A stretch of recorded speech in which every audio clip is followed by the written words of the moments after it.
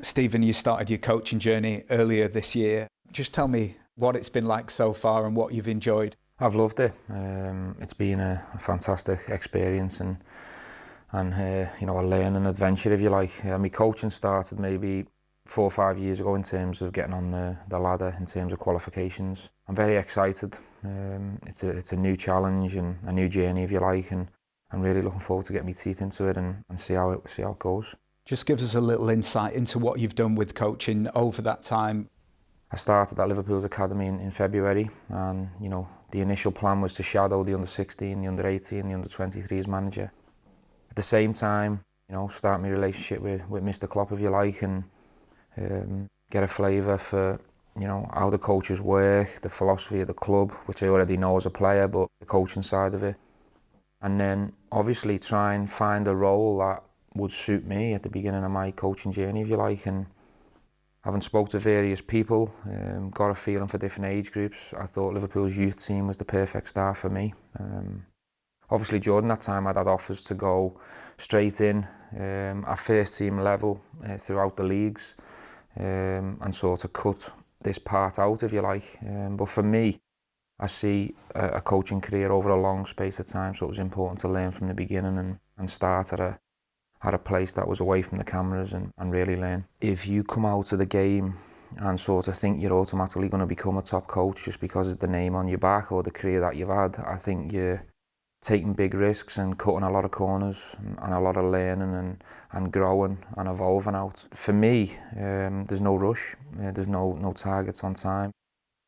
For me, I'm hoping there's going to be first team opportunities further down the line, but the key for me was to be ready for them opportunities when they come about. I didn't want to take a job and I wasn't ready, and I was out of my depth and I have a bad experience and it puts me off coaching. For me, if I have a bad experience or it goes wrong, if I'm more qualified and I'm ready, then I'll be able to accept it more. You've had exposure to lots of good coaches at Liverpool through the academy. What was the biggest thing you took from that observation?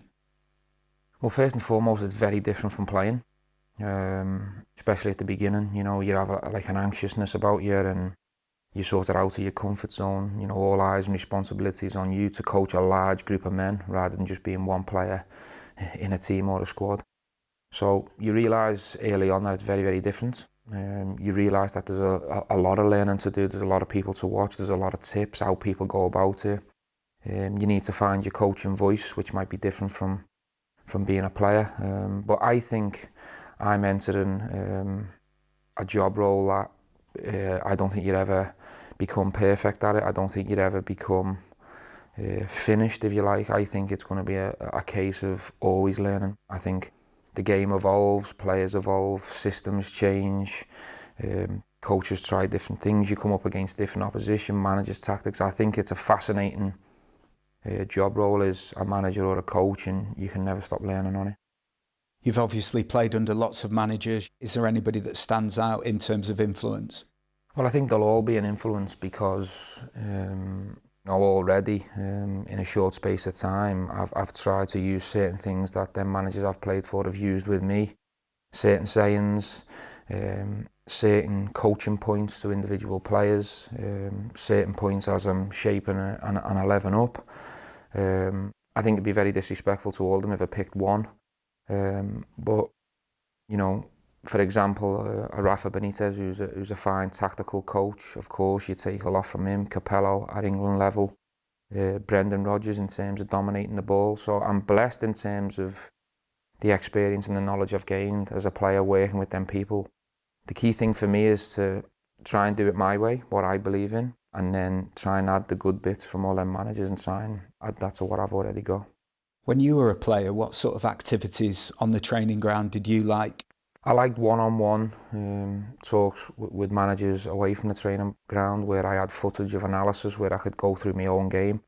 I think it's key for players to see what they do on a football pitch. I think we're in a culture where a lot of coaches use Premier League players and world-class players to show the kids different ideas, which is good, which is fine, but I think it's also important to show the kids what they do themselves. Every player is different. I think there's a risk that players try and emulate and copy a certain player. I think they have to be the player that they are. and sort of learn from their own mistakes that they're making within the game to improve. So yeah, I mean, it's fascinating. There's so much involved in this side of the game that I wasn't really aware of as a player. So it's going to be an interesting challenge. Obviously, you're working with the under-18s this year at Liverpool. Take me back to when you were an under-18. Definitely not the finished model. You know, I was still growing and finding my body. I had a big growth spurt. So at 16, 17 years of age, when I went full time, I realised that the game changed from kids and boys football going into the man's game. You know, playing every single day, coming up against more physical players.